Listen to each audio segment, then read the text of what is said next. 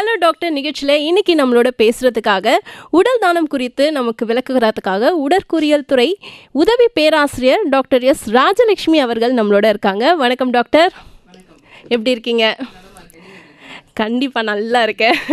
So இன்றைக்கி நம்மளுடைய நிறைய சந்தேகங்கள் இருக்கும் இல்லையா உடல் தானம் குறித்து.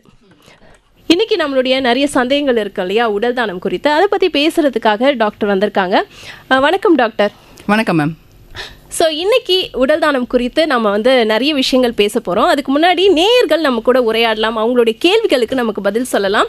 ஸோ நேயர்கள் பங்கு கொள்ள வேண்டிய தொடர்பு கொள்ள வேண்டிய தொலைபேசி எண் 0442860038 மற்றும் 044295205554 இந்த எண்ணில் தொடர்பு கொண்டு உங்களுடைய சந்தேகங்களை கேட்கலாம். டாக்டர், உடல் தானம் அப்படின்னு சொல்லும் போது உடல் தானம்னா என்ன, முதல்ல அதை சொல்லுங்கள். ஏன் பண்ணணும், அது எதனால் அது அவசியமாக இருக்குன்னு முதல்ல சொல்லுங்கள். முதல்ல உடல் தானம்னா என்னன்னு சொல்லிடுறேன்.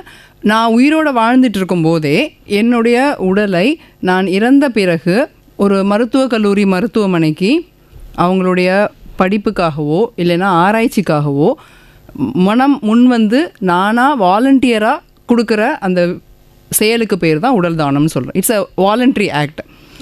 ஏன் உடல் தானம் பண்ணணும் அப்படின்னா, to learn anatomy. First year பார்த்திங்கன்னா ஒரு மெடிக்கல் காலேஜில் ஒரு ஸ்டூடெண்ட் வராங்க, எம்பிபிஎஸ்ஸாக இருக்கட்டும் இல்லைன்னா அலைடு ஹெல்த் சயின்சஸாக இருக்கட்டும். உள்ளே வரும்போது முதல் வருடம் அவங்க படிக்கக்கூடிய படிப்பு அனாட்டமி, ஃபிசியாலஜி, இது ரெண்டுமே பேசிக். அனாட்டமினா என்னன்னு முதல்ல சொல்லிடுறேன். It is drive from a creek word, அனா ப்ளஸ் டோம். க்ரீக்கத்துலேருந்து வந்த வேர்டு தான், கட் பண்ணி படிக்கிறதுன்னு சொல்லுவாங்க. உடல் கூறியல், நம்ம உடம்புல ஒவ்வொரு பாகமும் ஒவ்வொரு உறுப்பும் எங்கெங்கே இருக்குது அப்படிங்கிறத படிக்கிறது அனாட்டமி. அந்த உறுப்பு எங்கே இருக்குது, என்ன மாதிரியான அதோடைய ஸ்ட்ரக்சர், அதோடைய வடிவமைப்பு என்னங்கிறது எதுக்காக நான் தெரிஞ்சுக்கணும்? நார்மல் ஃபங்க்ஷன் தெரிஞ்சுக்கிறதுக்காக. இந்த ஹார்ட் அப்படின்னா, ஹார்ட்டை நீங்கள் கையில் எடுத்து பார்த்தீங்கன்னா நம்ம ஃபிஸ்ட்டு சைஸ் தான் இருக்கும். அதில் 4 சேம்பர்ஸ் இருக்கும். இந்த இதை படிக்கிறது அனாட்டமின்னு முதல்ல ஆரம்ப காலகட்டத்தில் அப்படி தான் இருந்தது. ஆனால் இந்த 4 சேம்பர்ஸும் எதுக்காக இருக்குது, ஹார்ட்டில் என்ன ஃபங்க்ஷன் பண்ணுதுன்னு தெரிஞ்சுக்கிறது தான் ஃபிசியாலஜி. ஸோ இந்த உடல் தானம் கிடைக்கும் போது நம்ம அதை எக்ஸ்பெரிமெண்ட் பண்ணி பார்க்கும் போது தான் நம்ம அடுத்து வரக்கூடிய மக்களுக்கு சரியான ட்ரீட்மெண்ட் கொடுக்கறதுக்கு இது உதவியாக இருக்குது. எக்ஸாக்ட்லி. ஏன்னா அனாட்டமி தெரிஞ்சாதான் உங்களால் ஃபிசியாலஜி தெரிஞ்சுக்க முடியும். உதாரணத்துக்கு நான் ஒரு சாதாரணமாக சொல்கிறேன். ஒரு இடத்துக்கு போகிறீங்க, இப்போ சென்னையிலே மெரினா கடற்கரைக்கு போகிறீங்க. அந்த கடற்கரையில் நிறைய சிலைகள் இருக்குது. இதெல்லாம் பார்க்கும்போது உங்களுக்கு அந்த சிலைகளோட தொடர்புடைய கதைகள் ஞாபகத்துக்கு வரும். அதே மாதிரி ஒரு புகழ்பெற்ற இடத்துக்கு தஞ்சையில் தஞ்சை பெரிய கோயில் போகிறீங்கன்னா, தட் இஸ் அ பிளேஸ். ஆனால் அந்த இடம் it is connected with some historical event. Geography, அந்த ஜாகிரஃபிலேருந்து நம்ம ஹிஸ்டாரிக்கல் ஈவெண்ட் பார்க்குறோம். ராஜராஜ சோழன் கட்டினார், அவர் இன்னென்ன காரியங்கள்லாம் பண்ணார், நமக்கு அந்த ஹிஸ்ட்ரி ஞாபகத்துக்கு. அதே மாதிரி உடற்கூறியலில் நீங்கள் ஸ்ட்ரக்சர் படிப்பீங்க. அந்த ஸ்ட்ரக்சர் எதுக்காக? ஃபங்க்ஷனுக்காக. இந்த ரெண்டுமே நான் ஏன் தெரிஞ்சுக்கணும் அப்படின்னா, ஃபங்க்ஷன் ஆல்டர் ஆனால் டிசீஸ் வரும், அது பெத்தாலஜி. நான் அந்த டிசீஸ் பற்றி நான் படித்து திரும்ப அந்த டிசீஸ்டு ஸ்டேட்லேருந்து நார்மல் ஸ்டேட்டு கொண்டு வர்றது தான் art of medicine or art of healing or medical practice. ஒரு நல்ல மெடிக்கல் ப்ராக்டிஷனராக இருக்கணும் அப்படின்னா anatomy and physiology are must. Okay, இப்போ உடல் தானத்துக்கும் உறுப்பு தானத்துக்கும் என்ன வித்தியாசம்? ஏன்னா இப்போ எல்லாருமே ஆர்கன் டோனர்ஸ் நிறைய பேர் வராங்க, ஆனால் உடல் தானத்துக்கு அவ்வளோ பேர் வரதில்லை. இது ரெண்டுத்துக்கும் என்ன டிஃப்ரென்ஸ், அதை பற்றி சொல்லுங்கள். உறுப்புகள் தானம் அப்படின்னா மூளைச்சாவு அடைந்த பேஷண்ட்ஸோ இல்லைன்னா கண்டிப்பாக இதை பற்றி பேசிடுவோம். காலர் லைனில் இருக்காங்க, நம்ம முதல்ல அவங்ககிட்ட பேசிடலாம். வணக்கம், எஃப்எம் ரெயின்போ. வணக்கம் மேடம். வணக்கம் வணக்கம். யார் எங்கேருந்து பேசுறீங்க? மேடம், உங்க ரேடியோ வால்யூம் கொஞ்சம் கம்மி பண்ணிட்டு பேசுங்களேன். சரி மேடம். சொல்லுங்க, உங்களுக்கு என்ன தகவல் தெரிஞ்சுக்கணும்? டாக்டர் இருக்காங்க, டாக்டர்கிட்ட பேசலாம். நீங்க எனக்கு பிறகு பாடியை ஒப்படைக்கணும் அரசாங்கத்திட்ட. அரசாங்கத்திட்ட பாடி ஒப்படைக்கணுமா? ஸ்பாட்ஸ்லாம் எடுத்துக்கிட்டு ஆத்து, கிட்னி, கல்லீரல், இதயம் எல்லாம் எடுத்துக்கிட்டு என்னுடைய பாடியை அரசு மருத்துவமனைக்கு இப்ப காலேஜ் ஸ்டூடெண்ட்டுக்கு பிராக்டிகல் கிளாஸ்க்கு ஒப்படைக்கணும் மேடம். அதுக்கு எங்க மேடம் மூவ் பண்ணணும்? இதெல்லாம் எடுத்துட்டு ஒப்படைக்கணுமா, இல்ல எங்க கொடுக்கணும்னு கேக்குறீங்க இல்லையா? எல்லாத்தையும் குடுத்துட்டு ஆஸ்பத்திரிக்கு ஒப்படைக்கணும் பாடியை. ஓகே ஓகே ஓகே, கண்டிப்பா அதுக்கான பதில டாக்டர் சொல்லுவாங்க. வணக்கம் வணக்கம் சார். வணக்கம் மேடம். ஆக்சுவலி நீங்கள் யோசிச்சது ரொம்பவே பாராட்டுக்குரிய ஒரு விஷயம். என்னென்னா நான் இறந்ததுக்கு அப்புறமும் உயிர் வாழணும் அப்படிங்கிற ஆசையிலையும் மித்தவங்களுக்கு உதவி பண்ணணுங்கிற ஆசையிலையும் நீங்கள் இந்த யோசனை வந்திருக்கு. உங்களுக்கு ரொம்பவே பாராட்டக்கூடிய விஷயம். ஃபர்ஸ்ட் ஆஃப் ஆல் நான் நன்றி சொல்லிக்கிறேன் உங்களுக்கு. அது சரிங்களா? ஒரே ஒரு விஷயம் நான் கிளாரிஃபை பண்ணிடுறேன். என்னென்னா உறுப்புகள் நீங்கள் தானம் பண்ணதுக்கப்புறம் அந்த உடலை வந்து மருத்துவக் கல்லூரி மருத்துவமனைக்கு நீங்கள் கொடுக்க முடியாது. உறுப்புகள் மட்டும் நீங்கள் தனியாக தானம் பண்ணிக்கலாம். இல்லைன்னா உறுப்புகளை எடுக்காமல் உடல் தானம் பண்ணலாம். அப்போ உறுப்புகளை எடுத்து பயன்படுத்த மாட்டாங்களா? உறுப்புகள் வந்து படிப்புக்காக பயன்படும். அதாவது முழு உடலையும் நீங்கள் தானம் பண்ணுற மாதிரி இருக்கும். அதுதான் பாடி டொனேஷன். உறுப்பை வந்து நீங்கள் தனித்தனியாக நீங்கள் ஆர்கன் டொனேட் பண்ண ஆரம்பிச்சிட்டிங்கன்னா அந்த பாடி வந்து எஜுகேஷன் பர்பஸ்க்கு மெடிக்கல் காலேஜுக்கு வர முடியாது. தனியாக ஆர்கன்ஸை வந்து நீங்கள் டொனேட் பண்ணிக்கலாம். டிரான்ஸ்பிளான்ட்னு சொல்லுவோம், அது பண்ணிக்கலாம். இதுக்கு நீங்கள் பண்ணணும், பாடி டொனேட் பண்ணணும் அப்படின்னு நினச்சிங்கன்னா உங்கள் ஊரில் இருக்கக்கூடிய மருத்துவக் கல்லூரி மருத்துவமனை இருக்கும், மெடிக்கல் காலேஜ் ஹாஸ்பிட்டல் இருக்கும். அங்கே நீங்கள் போயிட்டு அனாட்டமி டிபார்ட்மெண்ட்டுன்னு தனியாக ஒரு டிபார்ட்மெண்ட் இருக்குது. நீங்கள் போய் கேட்டிங்கனாலே சொல்லுவாங்க. அந்த அனாட்டமி டிபார்ட்மெண்ட்டில் போய் இந்த மாதிரி நான் என்னுடைய உடலை தானமாக கொடுக்க விரும்புகிறேன் அப்படின்னு சொன்னீங்கன்னா உங்களுக்கு ஒரு படிவம் தருவாங்க, ஒரு ஃபார்ம் தருவாங்க. அந்த ஃபார்மில் உங்களுடைய பெயர், வயது, உங்களுடைய முகவரி இதெல்லாம் எழுதிட்டு ஆதார் கார்டு இல்லைன்னா ஓட்டர் ஐடி நம்பர் எழுதணும். ஒரு ஓட்டர் ஐடி காப்பியோ இல்லைன்னா ஆதார் கார்டு காப்பியோ எடுத்துகிட்டு போகணும். அப்புறம் உங்கள்கிட்ட ஐடென்டிஃபிகேஷன் மார்க் 2, அதாவது மச்சம்லாம் சொல்லுவாங்கள்ல, அதெல்லாம் 2 வித பார்த்து நோட் பண்ணிக்குவாங்க. அதில் வந்து என்ன எழுதியிருக்கும்னா, நான் வந்து இறந்த பிறகு என்னுடைய உடலை வாலண்டியராக, அதாவது முன் வந்து நானே தானமாக கொடுக்குறேன்னு அதுலேயே அவங்க எழுதியிருப்பாங்க. அதுக்கு கீழே நீங்கள் உங்களுடைய கையெழுத்து போடணும். உங்களுடைய ரிலேட்டிவ்ஸ், அதாவது எய்தர் உங்களுடைய மனைவியா இருக்கலாம் இல்லைன்னா உங்க குழந்தைகளா இருக்கலாம், யாராவது 2 பேர் போகணும். அவங்க யாராவது 2 பேர் வந்து விட்னஸ் சைன் போடணும். சைன் போட்டுட்டு அவங்ககிட்டயும் நீங்கள் இன்ஃபார்ம் பண்ணணும். இன்ஃபார்ம் பண்ணினீங்கன்னா, ஏன்னா இறப்புக்கு பிறகு 6 மணி நேரத்துலேருந்து 8 மணி நேரத்துக்குள்ள உள்ள உடல் வந்து மருத்துவக் கல்லூரி மருத்துவமனைக்கு வந்தாகணும். ஏன்னா 8 மணி நேரம் கழித்து உடல் அழுக ஆரம்பிச்சிடும். அதுக்கப்புறம் அதை நம்ம சரியாக பயன்படுத்த முடியாது. அதனால் உங்களுடைய ரிலேட்டிவ்ஸ்ட்டு, க்ளோஸ் ரிலேட்டிவ்ஸ்ட்டு இன்ஃபார்ம் பண்ணிடணும். இந்த மாதிரி நான் உடலை தானமாக கொடுக்கறதுக்கு சைன் பண்ணிட்டேன் அப்படின்னு சொல்லி இன்ஃபார்ம் பண்ணிங்கன்னா அவங்க காண்டாக்ட் பண்ணுறதுக்கு வசதியாக இருக்கும். இப்போ நீங்கள் இந்த ஃபார்மை ஃபில் பண்ணி முடிச்சதுக்கப்புறம் ஒரு ஓட்டர் கார்டோ இல்லைன்னா ஆதார் கார்டு காப்பியோ கொடுத்தீங்கன்னா டிபார்ட்மெண்ட், அனாட்டமி டிபார்ட்மெண்ட்டில் அதை வாங்கிட்டு உங்களுக்கு ஒரு டோனர் கார்டுன்னு ஒன்று தருவாங்க. உங்கள் பாஸ்போர்ட் சைஸ் ஃபோட்டோவும் ஒன்று எடுத்துகிட்டு போகணும். அதை ஒட்டி ஒரு டோனர் கார்டுன்னு ஒன்று தருவாங்க. அதே மாதிரி உங்களுடைய உடல் தானம் பண்ணதுக்காக உங்களுக்கு நன்றி தெரிவிக்கும் விதமாக ஒரு லெட்டரும் தருவாங்க. இந்த டோனர் கார்டும் இந்த லெட்டரும் நீங்கள் எப்பொழுதுமே உங்கள் கூடயே வச்சுருக்கணும். இந்த ப்ராசஸ் நீங்கள் ஃபாலோ பண்ணிங்கனாலே போதும். இது ரொம்ப சிம்பிள் ப்ராசஸ் தான். பக்கத்தில் இருக்கிற மருத்துவக் கல்லூரி மருத்துவமனைக்கு போயிட்டு அனாட்டமி டிபார்ட்மெண்ட்டில் போய் பாடி டொனேஷன் ஃபார்ம் வாங்கி ஃபில் பண்ணி கொடுத்துருங்க. நன்றி சார், நன்றி நன்றி. ஸோ நம்ம இப்போ தான் பேசிகிட்டு இருந்தோம் உடல் தானத்துக்கும் உறுப்பு தானத்துக்கும் என்ன வித்தியாசம்னு. ஸோ தொடர்ந்து நேர் லைனில் இருக்காங்க, அடுத்த நேர்கிட்ட பேசலாம். வணக்கம் எஃப்எம் ரெயின்போ. வணக்கம். வணக்கம் வணக்கம். யார் எங்கேருந்து பேசுகிறீங்க? நான் ராஜலட்சுமி வெஸ்ட் மாம்பலத்துலேருந்து பேசுகிறேன். டாக்டர் இருக்காங்க, உங்கள் கேள்வி கேட்கலாம் நீங்கள். வணக்கம் டாக்டர். வணக்கம் மேடம், சொல்லுங்கள் மேடம். நான் எனக்கு வந்து ரொம்ப நாள் இது ஒரு மனசுக்குள்ளாரவே இருக்கிறது தான். ஆஸ்பத்திரிலையும் போய் கேட்டேன். அதுக்கு எப்படி போய் யாரு கூட போகணும், ப்ரொசீஜர் என்னங்கிறத சொல்ல முடியுமா, இல்லாட்டி ஆஸ்பத்திரியில் தான் கேட்கணுமா? ப்ரொசீஜர் ஈஸி தான். உங்களுக்கு இப்போ நீங்கள் சென்னையில் தான் இருக்கீங்க. உங்களுக்கு இங்கே சென்னையில் மெட்ராஸ் மெடிக்கல் காலேஜ் இருக்குது, ஸ்டான்லி இருக்குது, கீழ்பாக் இருக்குது, Omandurar medical college, 4 medical college இருக்குது, கவர்மெண்ட் மெடிக்கல் காலேஜஸ். இதில் ஏதாவது ஒரு மெடிக்கல் காலேஜுக்கு உங்களுடைய கணவரோ இல்லைன்னா உங்களுடைய குழந்தை 18 வயசுக்கு மேலே இருக்கிற குழந்தைகளை கூட்டிகிட்டு போங்க. கூட்டிகிட்டு போயிட்டு அனாட்டமி டிபார்ட்மெண்ட்டுன்னு கேட்டிங்கன்னா சொல்லுவாங்க. அங்கே அனாட்டமி டிபார்ட்மெண்ட்டில் போய் நான் உடலை தானமாக கொடுக்க ஆசைப்பட்றேன் அப்படின்னு சொன்னீங்கன்னா உங்களுக்கு ஒரு ஃபார்ம் தருவாங்க, ஒரு படிவம் தருவாங்க. அதில் உங்களுடைய பெயர், வயது, உங்களுடைய முகவரி, டெலிஃபோன் நம்பர், இதெல்லாம் பேசிக் டீட்டெயில்ஸ் இருக்கும். அதுக்கு கீழே அவங்களே எழுதியிருப்பாங்க, நான் இறந்த பிறகு என்னுடைய உடலை தானம் செய்வதற்கு நான் மனப்பூர்வமாக சம்மதிக்கிறேன். இது வந்து நானாக முன் வந்து பண்ணுறேன், யாருடைய கட்டாயத்தினாலையும் இல்லை அப்படின்னு அதில் எழுதியிருக்கும். அதை நீங்கள் படித்து பார்த்துட்டு கீழே கையெழுத்து போடணும். அதுக்கு கீழே விட்னஸ் சிக்னேச்சர்னு இருக்கும், சாட்சி கையெழுத்து. அது வந்து உங்களுடைய உறவினர்கள் 2 பேர் அவங்க சைன் பண்ணணும். இதுக்கு நீங்கள் உங்களுடைய ஆதார் கார்டோ இல்லைன்னா ஓட்டர் கார்டு, அதாவது உங்களுடைய அடையாள அட்டையில் ஏதாவது ஒன்று ஒரு ஜெராக்ஸ் காப்பி எடுத்துகிட்டு போகணும். ஒரு பாஸ்போர்ட் சைஸ் ஃபோட்டோ எடுத்துகிட்டு போகணும். இதை நீங்கள் சப்மிட் பண்ணிங்கன்னா உங்களுக்கு ஒரு டோனர் கார்டுன்னு ஒன்று தருவாங்க. அதே மாதிரி நீங்கள் உங்களுடைய உடல் தானமாக கொடுத்ததுக்கு நன்றி தெரிவிக்கும் விதமாக ஒரு லெட்டர் ஆஃப் அப்ரிசியேஷனும் தருவாங்க. இதை நீங்கள் வாங்கி வச்சுட்டு உங்களுடைய க்ளோஸ் ரிலேட்டிவ்ஸ்ட்டை இன்ஃபார்ம் பண்ணணும். இந்த மாதிரி நான் என்னுடைய உடலை தானமாக கொடுத்துட்டேன், இந்த மருத்துவக் கல்லூரி மருத்துவமனைக்கு கொடுத்துருக்கேங்கிறத இன்ஃபார்ம் பண்ணிங்கன்னா இறப்புக்கு பிறகு 6 மணி நேரத்துலேருந்து 8 மணி நேரத்துக்குள்ளார அந்த மருத்துவக் கல்லூரி மருத்துவமனையை அவங்க காண்டாக்ட் பண்ணுவாங்க. ரிலேட்டிவ்ஸ் காண்டாக்ட் பண்ணோடனே அவங்களுடைய உடலை வந்து அந்த 6 மணி நேரத்துலேருந்து 8 மணி நேரத்துக்குள்ளே அந்த மருத்துவக் கல்லூரி மருத்துவமனை ரீச் ஆகும். அவங்க இதை ப்ரிசர்வ் பண்ணுறதுக்கு உண்டான ப்ராசஸ் பண்ணுவாங்க. நன்றிம்மா, நன்றி. அடுத்த நேர் லைன்ல இருக்காங்க. எஃப்எம் வணக்கம். FM rainbow. வணக்கம் சகோதரி. வணக்கம். யார் எங்கிருந்து பேசுறீங்க? வேலூர்ல இருந்து சாமிநாதன் பேசுறேன். மேடம் கிட்ட பேசலாங்களா? கண்டிப்பா டாக்டர் இருக்காங்க, பேசுங்க. வணக்கம் சார். வணக்கம்மா. வணக்கம் சார். அகில இந்திய அளவில் நம்ம தமிழ்நாடு விழிப்புணர்வோடு உடல் உறுப்பு தானத்துல முன்னணியில இருக்குது. இது உண்மையிலே பாராட்ட வேண்டியது. அரசும் நல்லடக்கத்தை அரசு மரியாதையோடு செய்யறாங்க. உண்மையிலே வரவேற்கத்தக்கது. இதுல எல்லா உறுப்பும் எடுக்க முடியும்ல, எந்தெந்த உறுப்பு எவ்வளவு மணி நேரத்துல எடுக்கணும், அது எவ்வளவு நேரத்துக்குள்ள அடுத்தவங்களுக்கு தானமா கொடுக்கணும். எனக்கு சந்தேகமா இருக்குது, இந்த தோல் எடுக்கிறதா சொல்றாங்க. தோலை எடுக்கிறப்போ ஒரு சிலது இப்போ கருப்பு நிறமா இருக்கிறாங்க, நிறமா இருக்கிறாங்க, பிரவுன் கலரு, கொஞ்சம் ஒயிட்டாவும் இருக்காங்க.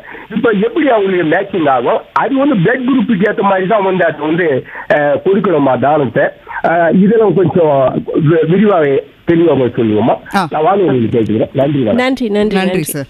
நம்ம இப்போதான் பேசிட்டு இருந்தோம் இந்த உடல் தானத்துக்கும் உறுப்பு தானத்துக்கும் இருக்க வித்தியாசம். அதை மறுபடியும் அந்த சந்தேகங்கள் மக்கள் கிட்ட இருந்துகிட்டே இருக்கு. ஸோ இதை பத்தி இன்னும் நம்ம டீட்டெயிலாக சொல்லிடுங்க. ஷூர்.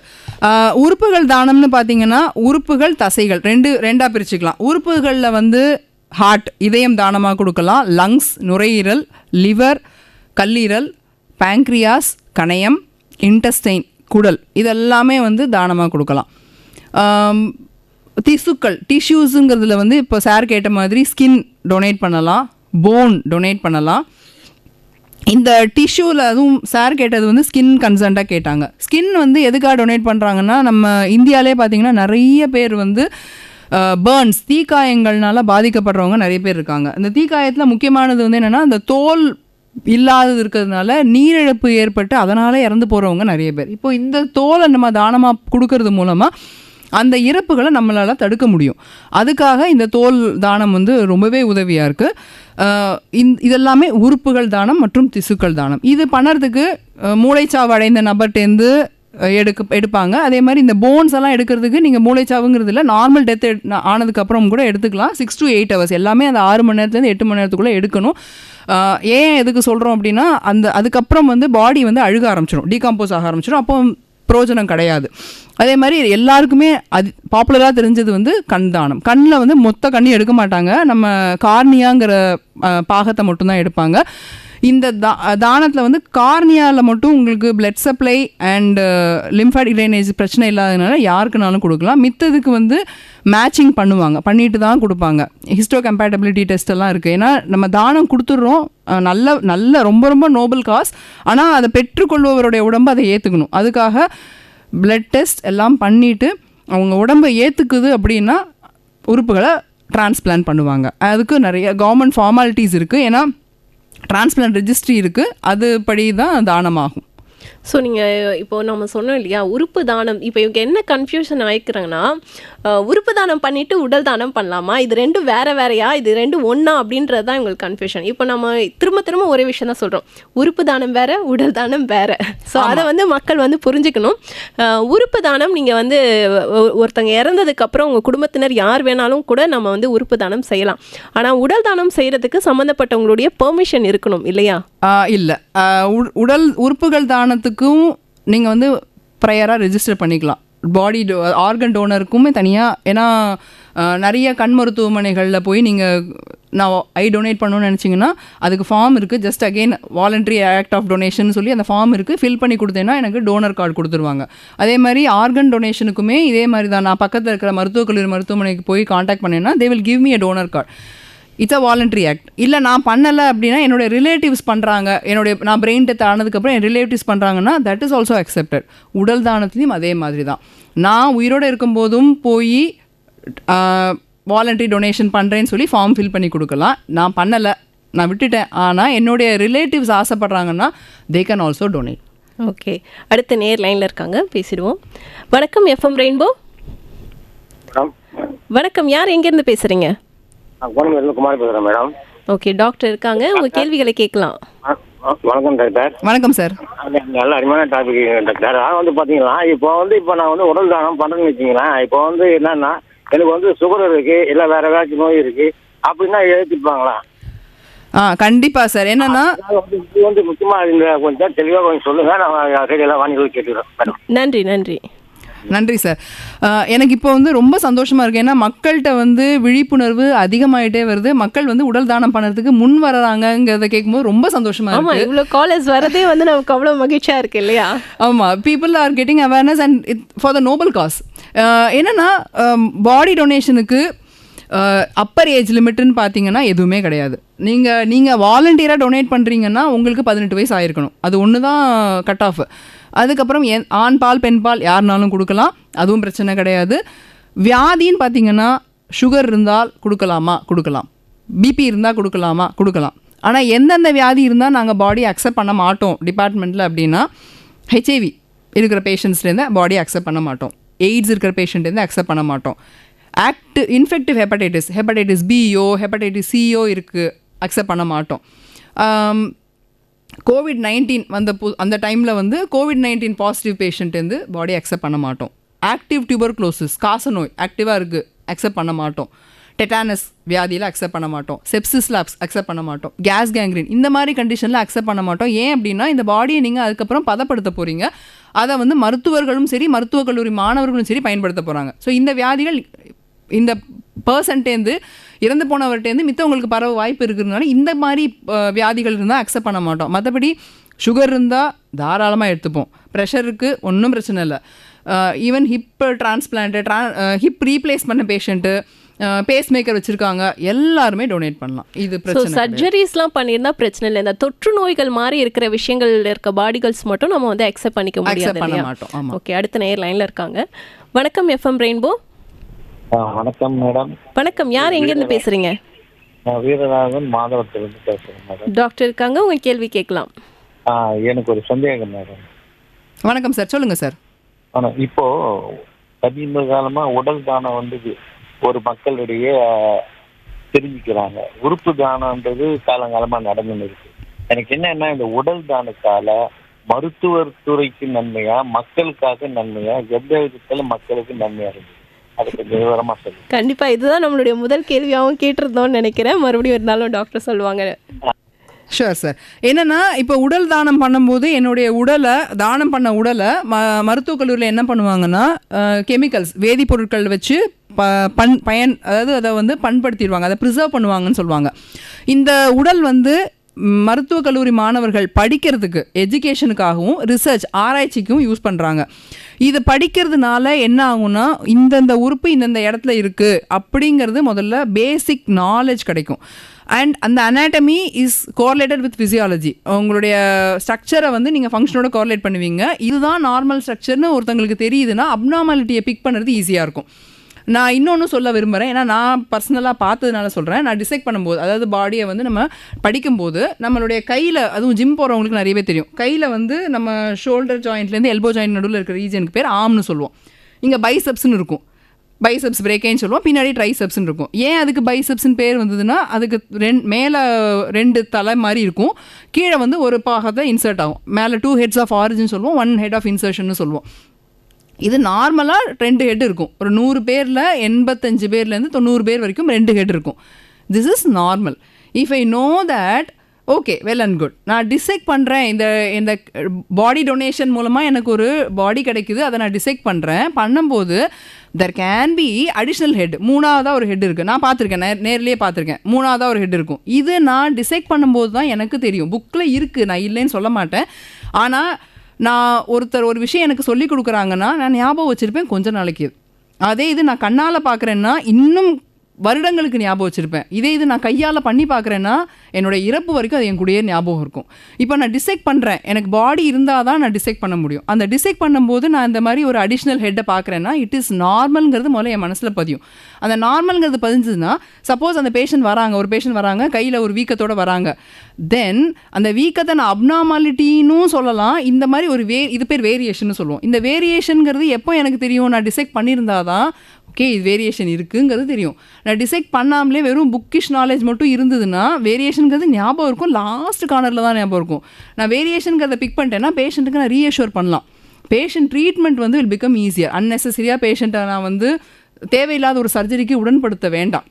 நிச்சயமாக நம்ம எல்லாருக்கும் இருக்க கேள்வி இதுதான், உறுப்பு தானம் சரி ஓகே இன்னொருத்தவங்களுக்கு பயன்படுது, உடல் தானத்தை என்னையா பண்ணுவீங்க அப்படின்ட்டு. ஸோ இப்போ தெரிஞ்சிருக்கும் நம்மளுடைய அறிவியல் வளர்ச்சிக்கு நமக்கு கண்டிப்பாக உடல் தானம் தேவைப்படுது. உடலில் நான் அவங்க ஆய்வுக்கூறுகளுக்கு நான் வந்து உட்படுத்தும் போது தான் அறிவியலுடைய வளர்ச்சி இன்னும் மேம்பட ஆரம்பிக்குது. நம்மளுடைய எதிர்கால சங்கதியினர் வந்து இன்னும் அதிகப்படியான மெடிக்கல் இண்டஸ்ட்ரியில் நிறைய ரெவல்யூஷன் நடக்கும். ஸோ நிறைய பேருக்கு நிறைய நல்ல விஷயங்கள் நடக்கும்.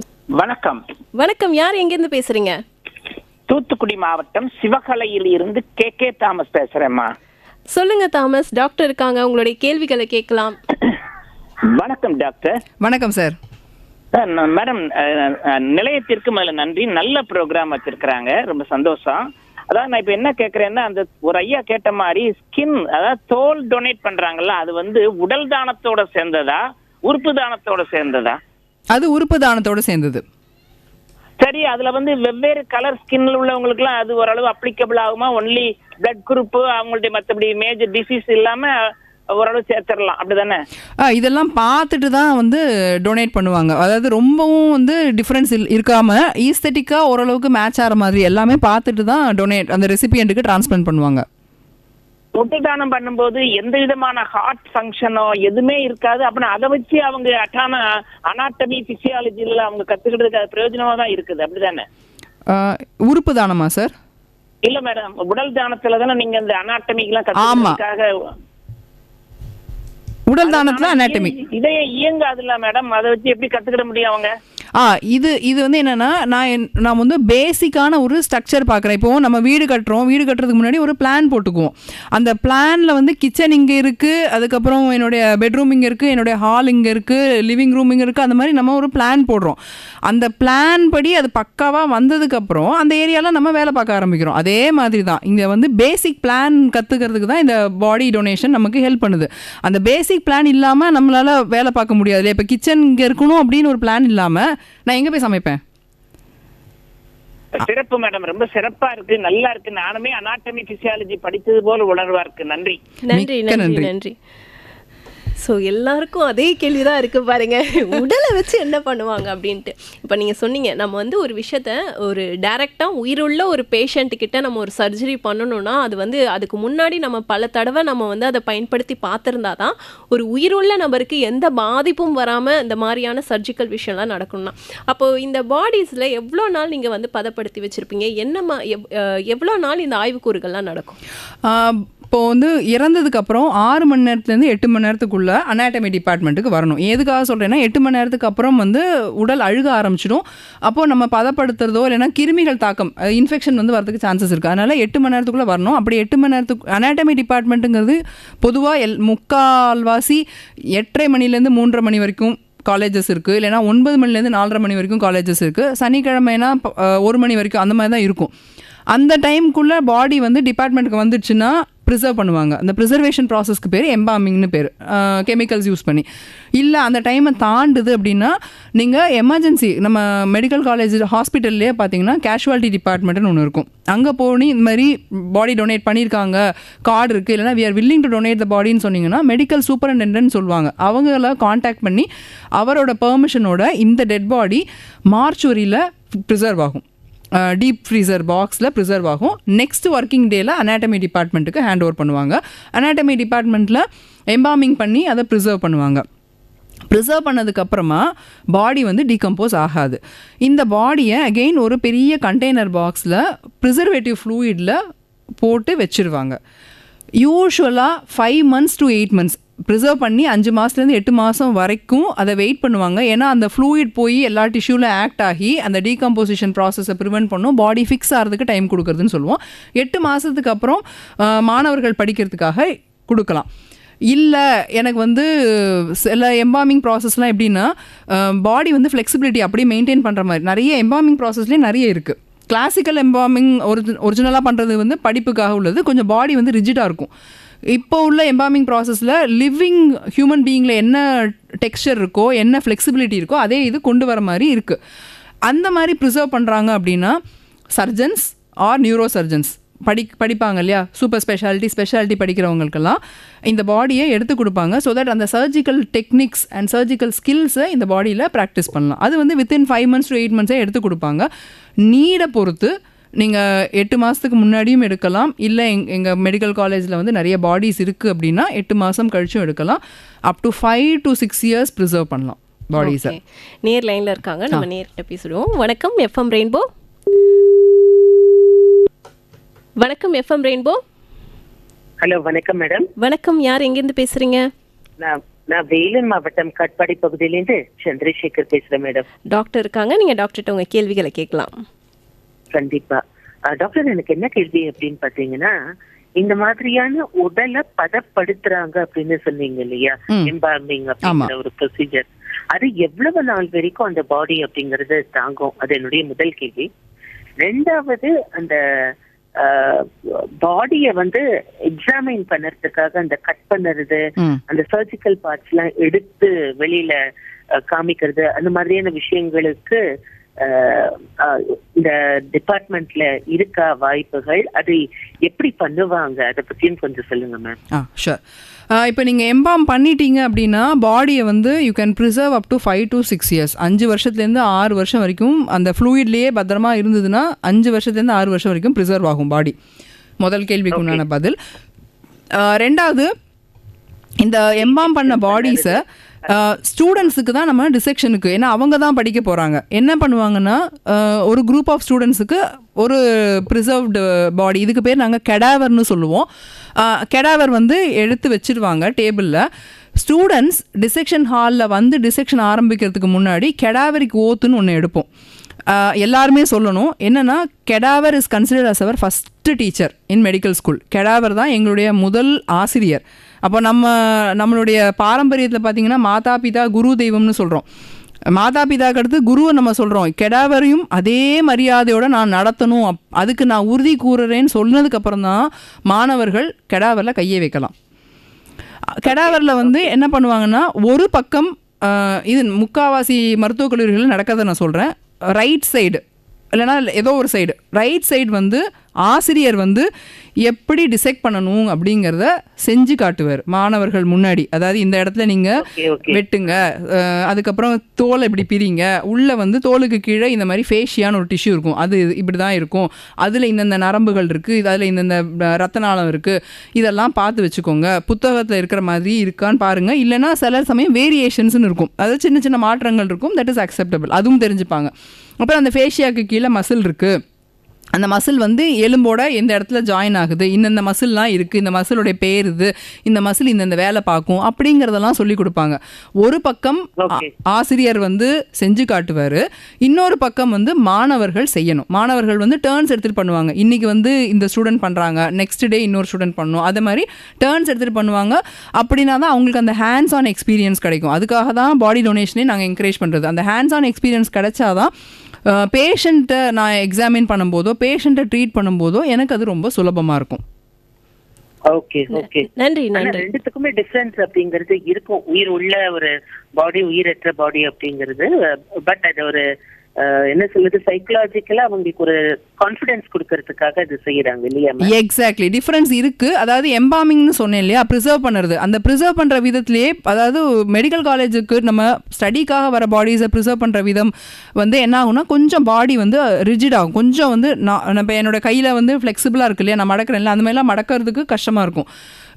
எம்பாமிங் இப்போ இருக்கிற ப்ராசஸ் வந்து கொஞ்சம் கெமிக்கல்ஸ்லாம் வந்து எப்படி வந்துடுச்சுன்னா லிவிங் பர்சனில் இருக்கிற மாதிரியே வந்துடுச்சு. அந்த டிஃப்ரென்சஸ் இருக்குது. இது வந்து நீங்கள் சொன்ன மாதிரி சைக்கலாஜிக்கல் ஃபியர் போகும். பேஷண்ட்டை வந்து நான் ஹேண்டில் பண்ணும்போது நான் தைரியமாக ஹேண்டில் பண்ணுவேன். அதுக்கு யூஸ்ஃபுல்லா இருக்கு. எக்ஸாக்ட்லி.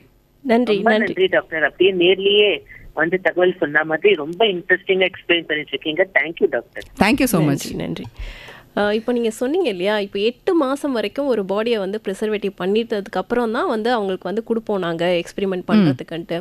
இப்போது 8 மாதங்கள்னும் போது அதுக்கான ப்ரொசீஜர்ஸ் பண்ணுறதுக்கோ இல்லை மாணவர்கள் கற்றுக்கொள்றதுக்கோ தேவையான இங்கே பாடிஸ்லாம் மாணவர்களுக்கு இருக்குதா? அதுதான் சொன்னேன், தேவை ஏற்பட்டால் 8 மாதத்துக்கு முன்னாடியுமே நம்ம எடுத்துக்கலாம். ஓகே. பாடிஸ் வந்து இல்லை ஷார்ட்டேஜாக இருக்குது அப்படின்னா 8 மாதத்துக்கு முன்னாடி எடுத்துக்கலாம். நீங்கள் எம்பாம் பண்ண அடுத்த நாள்லேருந்தே எடுத்துக்கலாம். பட் அந்த ஃபிக்ஸ் ஆகிறதுக்கு நம்ம டைம் கொடுத்தோம்னா ப்ராப்பராக ஃபிக்ஸ் ஆகும். எனக்கு பாடி தேவைப்படுதுன்னா 8 மாதத்துக்கு முன்னாடியே எடுத்துக்கலாம். ஏன்னா இப்போ தான் உடல் தானம் குறித்து விழிப்புணர்வுன்றது இப்போ தான் ஆரம்பிக்குது. ஒரு சில பேர் இப்போ வந்து முன் வந்திருக்காங்க. இப்போ இவங்க இருக்க மாணவர்கள் மத்தியில் இதோட பற்றாக்குறைன்றது நிறையா இருக்குது இல்லையா? இப்போ ப்ரைவேட் காலேஜஸ்க்கும் கவர்மெண்ட் காலேஜஸ்க்குமே நிறைய டிஃப்ரென்ஷியேட் இருக்கும் மாணவர்கள் படிக்கிறதுக்கு. ஆமாம். ஸோ அது என்ன மாதிரியான காம்ப்ளிகேஷன்ஸ்லாம் இருக்குது?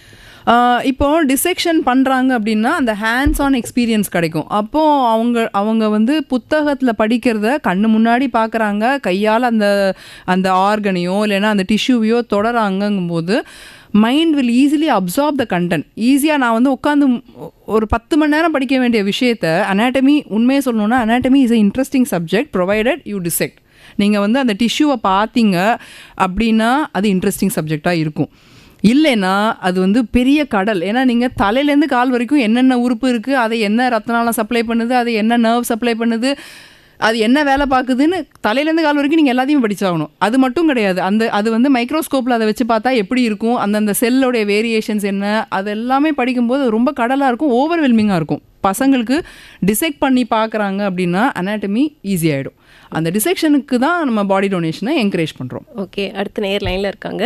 வணக்கம் எஃப்எம் ரெயின்போ. மேடம் ஒரே ஒரு டவுட் மேடம். உங்கள் பேர் எங்கேருந்து கால் பண்ணுறீங்கன்னு சொல்லுங்கள். குமார் பேசுகிறேன் மேடம். குமார் பேசுகிறேன். பத்து பேசியிருக்கேன். இப்போ ஒரு டவுட் டாக்டர்.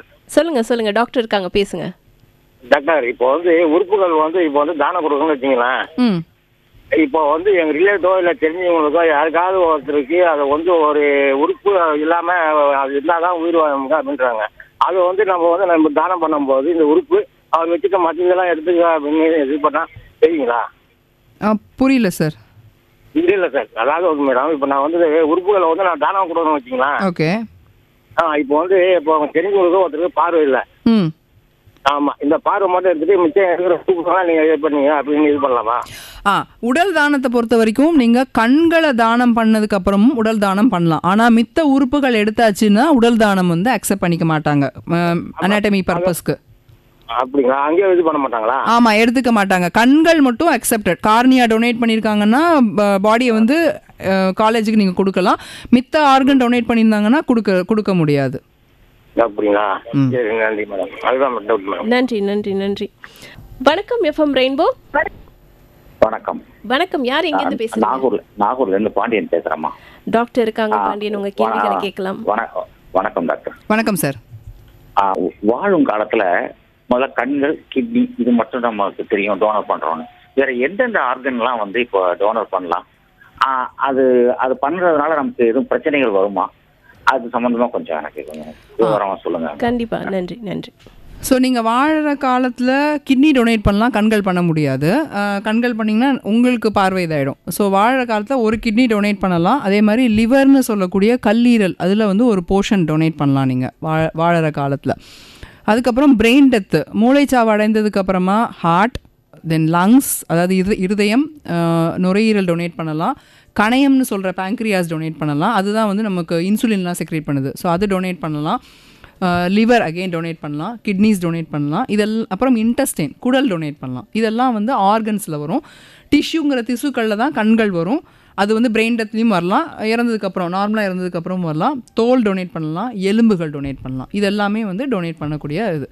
பட் வாழற காலம்னு பார்த்தீங்கன்னா ஒரு கிட்னி கொடுக்கலாம், லிவர்லேருந்து ஒரு போர்ஷன் கொடுக்கலாம். ஏன்னா லிவர் வந்து திரும்ப ரீஜெனரேட் ஆகிக்கும், அதனால் லிவர்லேருந்து ஒரு போர்ஷன் கொடுக்கலாம். மற்ற ஆர்கன்ஸ் நீங்கள் டொனேட் பண்ணுறதுக்கு பிரெயின் டெத் ஆனால் தான் பண்ண முடியும். ஓகே, நீங்கள் சொல்லும் போது சொன்னீங்க தொற்று நோய் இருக்கிற பாடிஸை வந்து நம்ம அக்செப்ட் பண்ணிக்க மாட்டோம் அப்படின்ட்டு.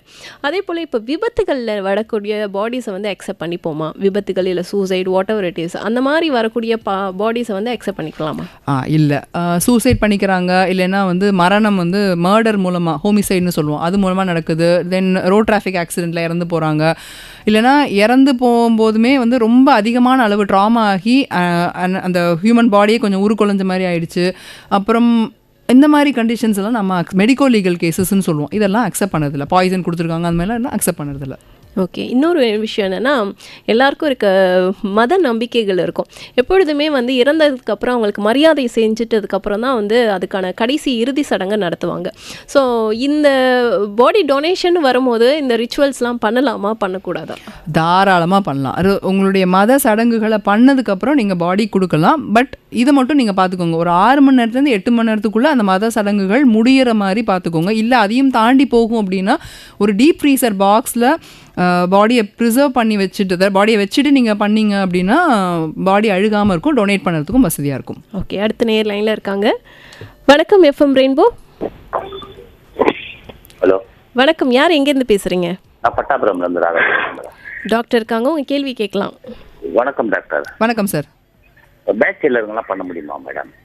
தாராளமாக. ஃபேமிலி இல்லை பேச்சுலருங்கெல்லாம் பண்ண முடியுங்களா? தாராளமாக பண்ணலாம். ஆனால் வந்து இப்போ நீங்கள் வந்து பேச்சுலர் ஓகே, பட் உங்களுக்குன்னு ஒரு க்ளோஸ் ரிலேட்டிவ் இருப்பாங்கல்ல, அதாவது அந்த பேச்சுலருக்குன்னு க்ளோஸ் ரிலேட்டிவ் இருப்பாங்க. இறந்ததுக்கப்புறம் அவங்க தான் வந்து பரி பண்ண போகிறாங்க, இல்லை பேர்ன் பண்ண, ஒன்று புதைக்க போகிறாங்க, இல்லை எரிக்க போகிறாங்கன்னு ஒரு க்ளோஸ் ரிலேட்டிவ் இருப்பாங்க இல்லையா, அவங்க கிட்ட பாடி டொனேட் பண்ணுறதை பற்றி இவங்க டிஸ்கஸ் பண்ணியிருக்கணும். அவங்க வந்து மெடிக்கல் காலேஜ் ஹாஸ்பிட்டலில் காண்டாக்ட் பண்ணுற அளவுக்கு இவங்க அவங்க கிட்ட சொல்லியிருக்கணும், எனக்கு வந்து இதுமாதிரி டொனேட் பண்ணுற ஆசை இருக்குங்கிறத சொல்லி இவங்களும் ஃபார்ம் ஃபில் பண்ணி எல்லாமே பண்ணியிருந்தாங்கன்னா தாராளமாக பண்ணலாம். சரிங்க மேடம். நன்றி நன்றி நன்றி டாக்டர். இப்போ நம்ம பேசின மாதிரி இப்போது இந்த பாடி டொனேஷன் வரும்போது இப்போ இதுக்கு நான் ஏதாவது பணம் கொடுக்கணுமா, இல்லை வந்து இப்போது நான் இறந்ததுக்கப்புறம் இதை கொண்டு போகிற செலவுகள்லாம் வந்து நான் பார்த்துப்பேனா, இல்லை வந்து ஹாஸ்பிட்டல்ஸ் அவங்க அதை எடுத்துப்பாங்களா, இந்த மாதிரி கேள்விகள் நிறைய பேர் இருக்குது. அதை பற்றி சொல்லுங்கள். It's an voluntary act. Body donation வந்து ஒரு வாலண்ட்ரி ஆக்ட். அதுக்கு வந்து நான் பணம் கொடுக்கணும்னு அவசியம் கிடையாது.